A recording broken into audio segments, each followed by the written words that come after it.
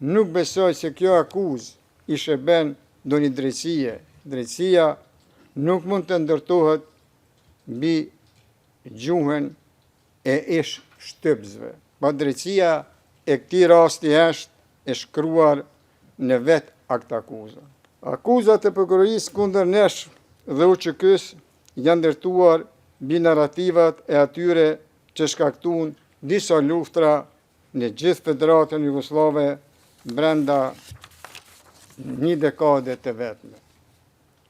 Nuk besoj se kjo akuzë i shërben ndonjë drejtësie, e sidomos jo drejtësisë që shoqëritë demokratike pretendojnë ta mbrijnë.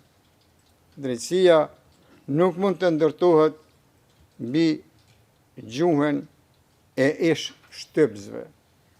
Ajo duhet të qëndrojë mbi prova të besueshme dhe mbi të vërtetën.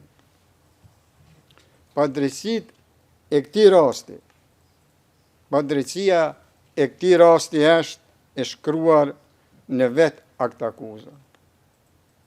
Mua atribuohen role, autoritet dhe përgjegjësi që nuk i kam pasur kurrë. Kjo nuk ishte çështje dallimi në interpretimin e fakteve. Ishte shpifje. Figura e përshkruar në dokumentin e prokurorisë nuk është njeriu që qëndron sot para jush. Jam mirënjohës ndaj atyre dëshmitarëve që erdhën këtu dhe patën guximin të thonë të vërtetën për atë se kush isha dhe kush nuk isha. Ata nuk erdhen për të më mbrojtur mua, por për të mbrojtur faktet, realitetin tonë historik të Kosovës. Dëshmitë e tyre konfirmuan një realitet të thjeshtë. Unë nuk zëtoja pushtetin, komandën apo funksionet që me atribuohen në këtë rast.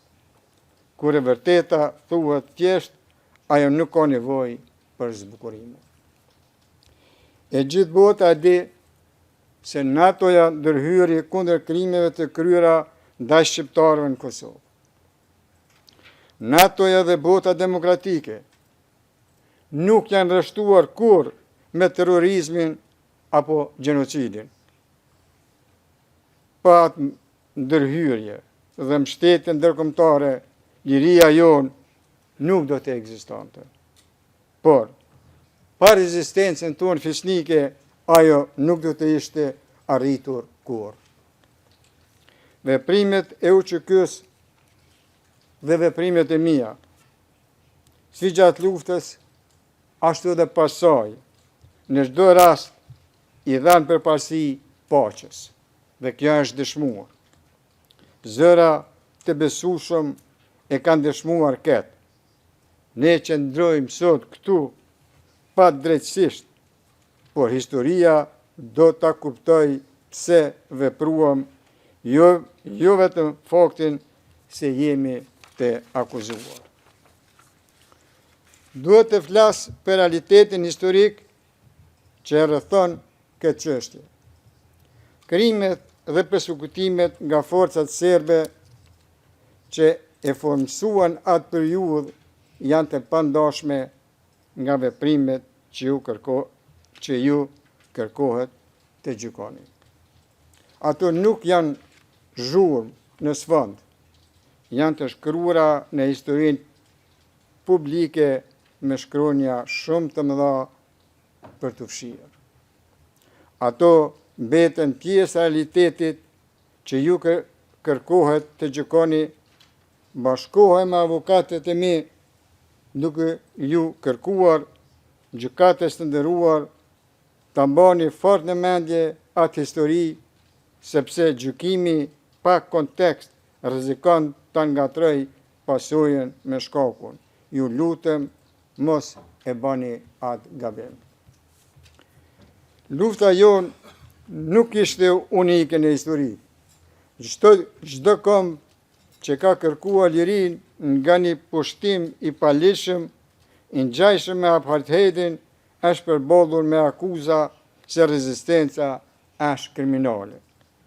Megjithatë, E drejta ndërkombëtare pohon se popujt që rrezikojnë persekutimet sistematik nuk janë armiq të drejtësisë. Ata po vendosin në pa pikërisht parimet mbi të cilat qëndron drejtësia. Brezi ynë kishte një vizion, jetën në liri, barazin, demokracin, sundimin e ligjit. Ishte ky vizion që udhëhoqi luftën e cila kulmoi me shpalljen e pavarësisë së Kosovës me 17 shkurt 2008.